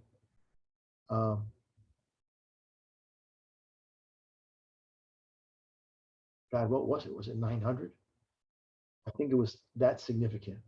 I'll have to go check, but it was way up there in the 900 range, and it's dropped way down to 7. Sold's only 4, went up to a 1 3/4 month supply of inventory. Again, short sales in Hillsborough, non-existent, only 2 actives, 5 sold, a 0.4 month supply. And then non-distressed in Hillsborough, which is the number we're most concerned about. Inventory dropped from 2,836 to 1,766. 1,070 fewer listings. That's a 37.7% drop. Meanwhile, sales only dropped by 4.5%. So the same thing, they're selling at 100% of list price in Hillsborough also. But the market got stronger for sellers year over year, down from a 1.1 month supply to a 0.7 month supply. And last but not least,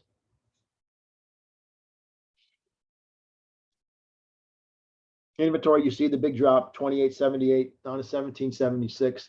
Pendings are holding their own, but they did drop a little bit. Sales dropped by 5.4%. So all in all, we're in good times. I mean, it's a great time for buyers to buy because of interest rates. It's a great time for sellers to sell. And it's a great time to make hay while the sun shines. The frustrating part of it is working with buyers and writing multiple offers and not winning all the time. That's the inconvenient part of this. But finding a way to overcome that is the game. Okay. And Jake, I'll let you go. Norma, I see your hand raised on the Zoom. You got a question?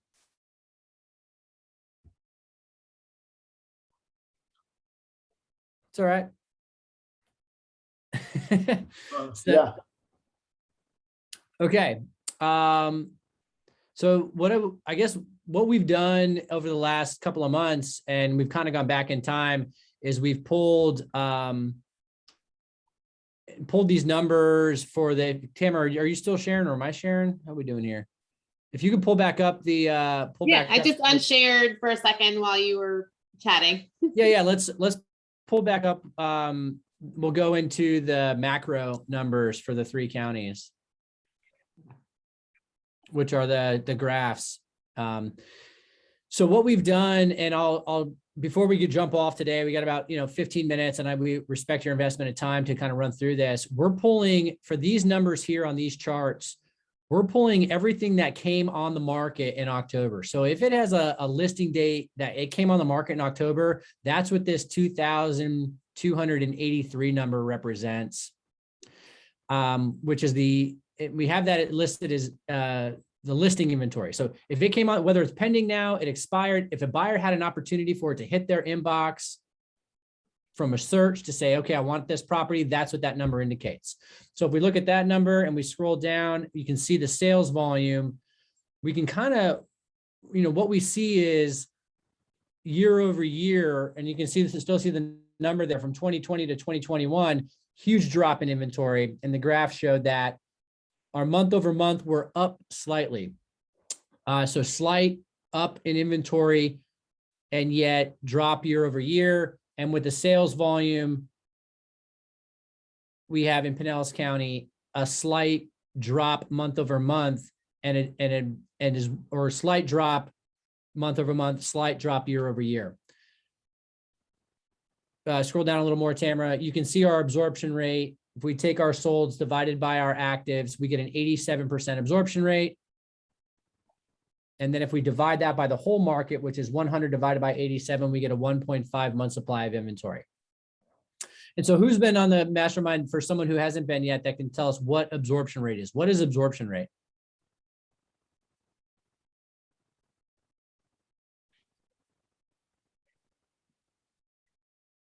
Anyone remember absorption rate? I know somebody knows. The rate that we're selling the inventory, going through the inventory. Yeah, so how fast we're going through the inventory. That's an indication of the absorption rate. So the higher the absorption rate, the faster the market is absorbing that product. And so when we take that, we see that higher that number, then we get that month supply of inventory. What is the month supply of inventory? What does that mean? For those that have been on the Mastermind before, that could share with those who are new. A 1.15 month supply of inventory means that every single property on the market would sell in 1.15 months. And the inventory would be depleted. Andrea, thanks. Yeah, so if nothing else came on the market, it would take 1.1 months to sell it all.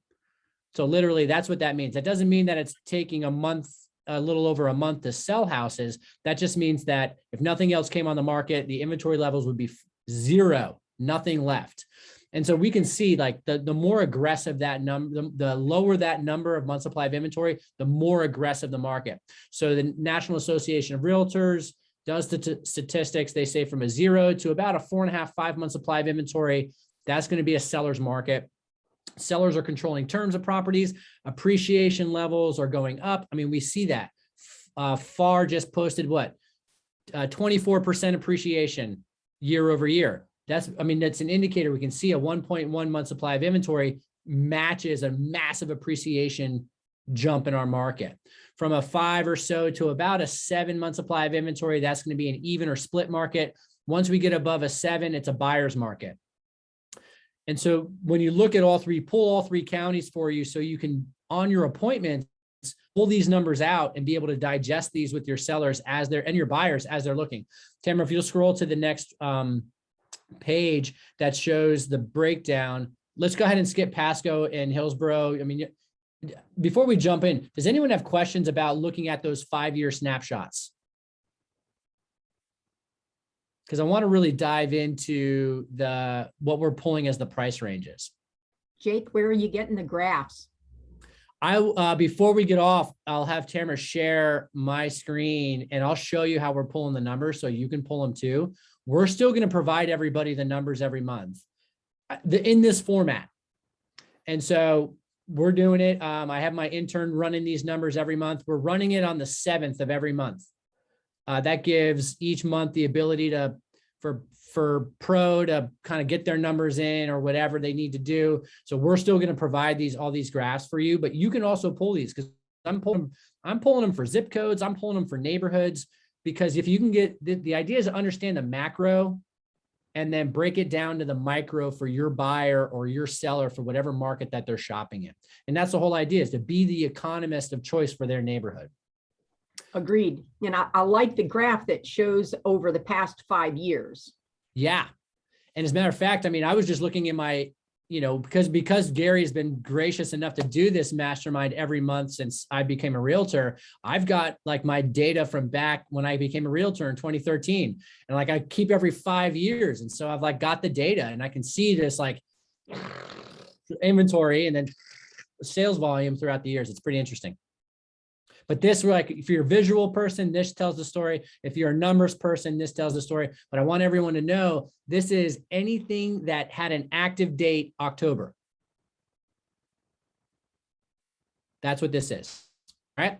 Okay. So we use that same criteria, then search by price class category. So we broke it all down by price class category. And you can see, we're going from 29,000 and then on up to the 5 million mark. Now our luxury agents have asked us to go into 5 million mark. I've also had the request to also run Manatee, Sarasota, Hernando, and Lake County or Lee County. What's Lakeland in? Lee County? So I got my intern's going to be hustling over Christmas. I think it's Polk County. Or Polk. Thank you, Polk. And so my intern's going to run, we're going to run all those counties because I'm working down there. People are all up and all over Tampa Bay. So what we can see here is the first thing that jumps out at me when I look at these numbers is pre-COVID, the meat of our market was 200 to 400,000. And you can see here that the 200 to 250 at 10% of the total inventory has now been beaten by the 400 to 500 is now 12%. We've bumped up an entire price class category as the meat of our market as a whole, which is pretty interesting to think about. And so then when I can also do these, these calculations to see what the price class category, the changes are. And so if we take, let's just say the 300 to 400 range, which is the highest, the biggest category of all of them, which is 459 is the actives. Tamara, if you'll scroll down to the solds, and we've got 432 have sold. So if we remember how to find the absorption rate, we divide the solds into actives.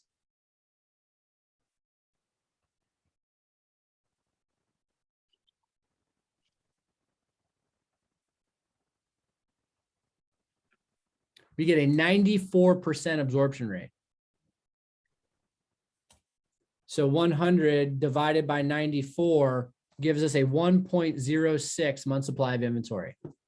And that's in our area, that 300 to 400 for Pinellas and Hillsborough, that's going to be the majority of the properties. So, I mean, you've got buyers shopping in that price range. What kind of experience are your buyers having right now? It's chaos. But we can, and so if we pull, I mean, if we go, let's just say 900 to 999, we had 47 actives, 34 solds. I mean, the data is smaller, yet we're at a 72% absorption rate, which is a 1.3 or 1.4 month supply of inventory. So, I mean, it's still aggressive up into that range. And then we've gone ahead and ran the 1 million to 1.5, the 1.5 to 2, the 2 to 250 and on up. So that way you've got, because I know there's a lot of luxury agents that are using these numbers as well. So we went ahead and broke it down. That's what great. are your thoughts when you see this? Those, you know, what are you guys thinking when you see these numbers?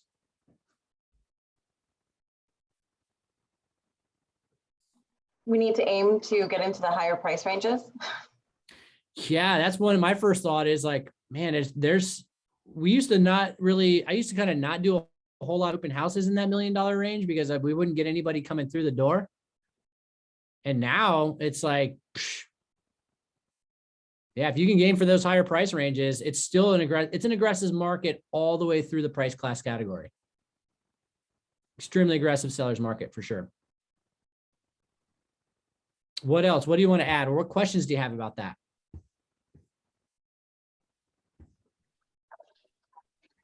Okay. Tim, are you able to have me be able to share the screen? Can you make me a host? And I'll show everyone how I'm pulling this for you. Not to say I'm saying not to say don't come to the mastermind. I would much prefer you do that because I mean there's huge value here. Okay. All right, here I'm at in the multiple listing service. My screen is up. So what I'm going to do in the MLS is I'm going to go just close search and click on detail. Uncheck active. So we don't want to have any specific status of that property. And then I'm going to go down to the bottom where it's the add remove. And when you click on that, you can move over on market date.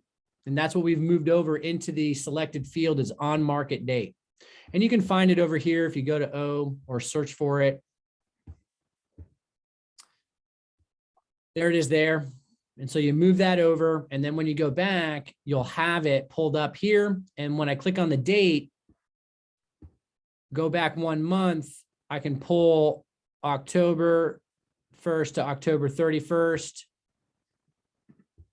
And then I'm going to select my county of choice.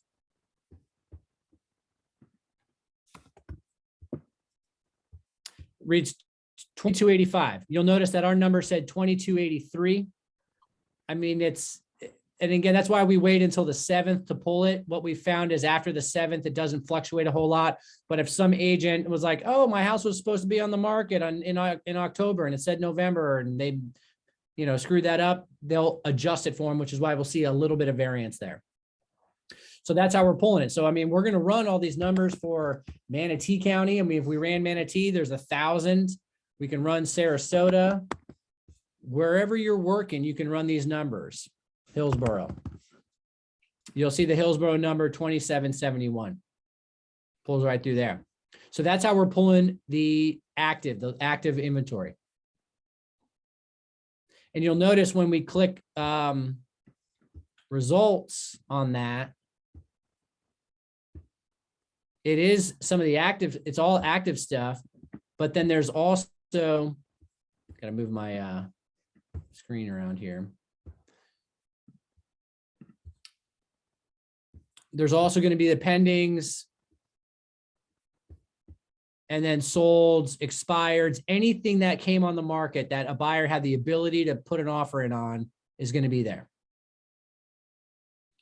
So then I'll show you how we did the sold data. Refresh here. So on the sold data, I'm clicking sold. And then click on the calendar over here. We're going to go October 1st to October 31st. And then we're going to put in our county. 1996. So that's how many actually hit the close.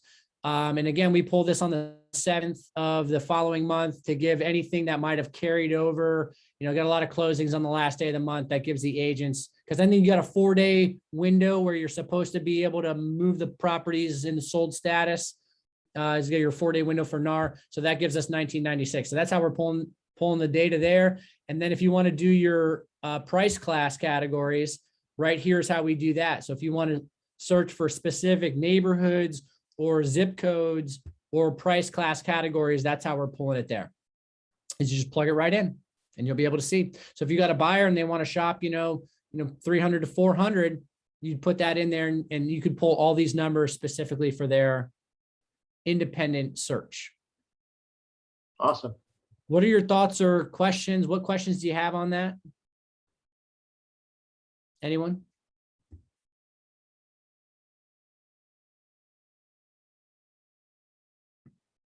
Oh.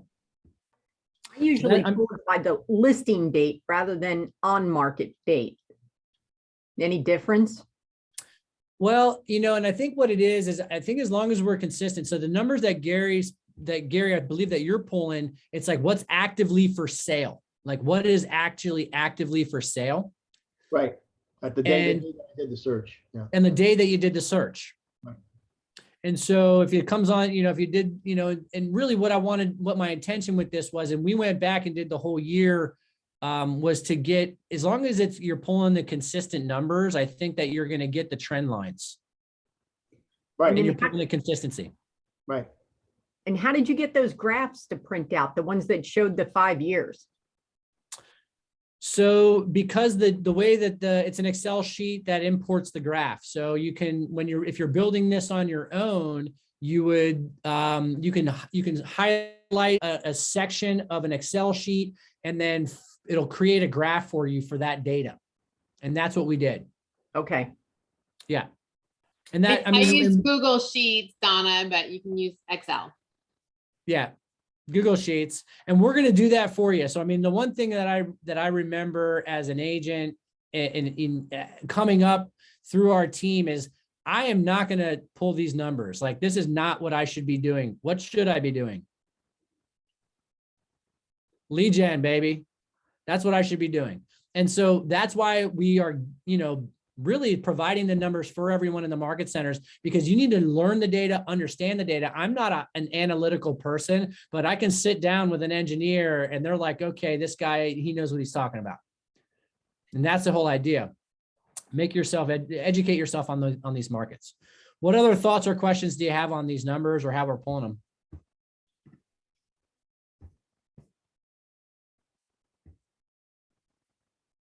Yeah. I just think it's really important to know your numbers, because I find everywhere that I go, it's the number one question. So how's the real estate market? And when you are able to really, really know like the percentages of what's selling, like even Pinellas County, people trust you and you're their go-to person when it comes to it. So I'm a numbers kind of girl. So like this kind of conversation intrigues me, Right. Yeah. This is one of the ways that you can show them that you're good at what you do. Right. For sure. That's what Gary Keller says, right? Your goal is to be their real estate economist of choice. That's right. And this is how you educate it, for sure. Yeah. Cool. Thanks. Thank you, Jake. Awesome. Yeah. stuff. Thank you, Gary. Appreciate it. Very, very good. All Jake, I right. had a quick question before we hop off, and I apologize, I was late today. if you went over this before. So when you do this on your listing presentations, how much do you scale it to like a disc personality? Because a lot of this is very, very data oriented. So if they're super high I or just not about the numbers at all, how much do you kind of scale that, but depending on the personality? Oh yeah, it's all mirror and matching for sure, Anna. And so if I've got a high I, high D, even high S, we're not really I mean, I'll pull it. I'll be like, do you want to even talk about this stuff? Is really do you even want to go over this? Or do you want to talk about how emotional buyers are going to get when they come inside your house? And that's really, it's going to be, and that's why, thank you, Tamara, the high S is going to like the graphs. They're not going to care about the numbers, but they're going to love to see the colors in the graphs, and that's really where we cater that conversation to. I take it with me everywhere I go, because you never know who you're going to need to sit down and talk to. I mean, you can sit at the table and, there's a high I on one side and then a high C sitting next to them. And so, you're like, it's going to be super emotional for the buyer. And here's the numbers to support why it's going to be so emotional for that buyer. And so that's how we were using that for sure. But me knowing it is the important piece, because now I can cater it to the behavior style. Right on the line. For sure. Cool. Any other questions or thoughts on that?